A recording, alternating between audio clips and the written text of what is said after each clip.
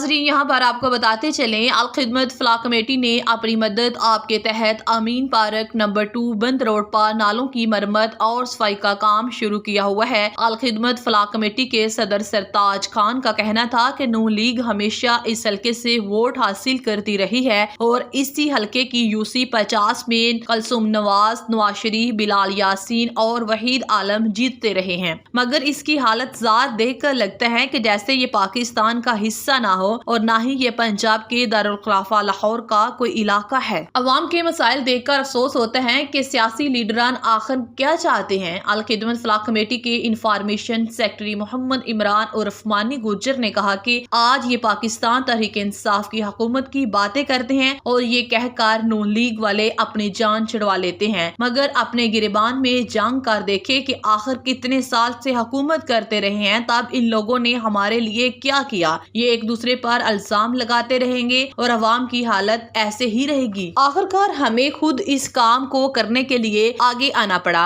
अवाम इनके सियासी नारों से तंग आ गई है और 2023 के इलेक्शन में इनको पता चलेगा कि ये वोट मांगने के लिए आए हैं। अवाम इनका इस्तकबाल कैसे करती है। 110 न्यूज़, लाहौर, पाकिस्तान।